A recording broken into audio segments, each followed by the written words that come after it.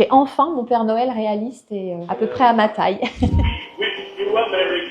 En tout, si on compte les automates, les résines, les cartes postales et les livres, on est à 650 pièces à peu près. J'ai commencé quand j'avais 4 ans, donc vraiment toute petite, en gardant des petits objets sur les bûches. Et puis il y a eu la collection d'adultes qui est arrivée vers 25 ans, on va dire. Je vous souhaite la bienvenue chez la Mère Noël bretonne, et je suis paternataliphile. Paternataliphile, c'est collectionneur de Père Noël. Pater, ça vient de père, et natalis, de naissance. Nous sommes à la Mézières, près de Rennes. Vous êtes précisément dans ma maison où voilà, j'ai une partie de ma collection de Père Noël et de Mère Noël, de Saint-Nicolas et de Père Fouettard. La pièce principale, on va dire, qui date de 1880.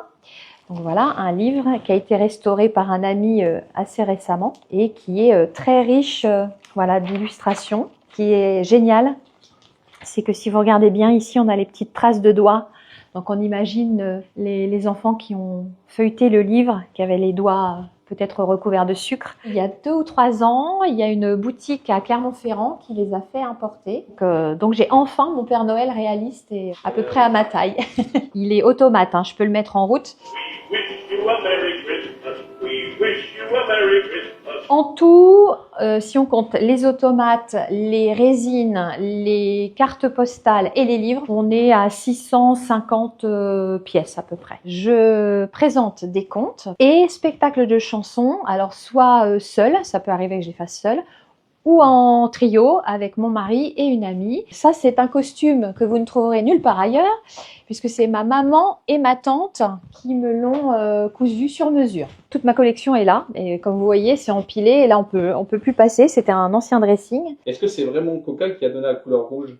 Eh ben non. Les gens qui me disent que Coca-Cola a inventé le Père Noël, je leur réponds, attention, je me transforme en mère Fouettard et je les fouette en place publique.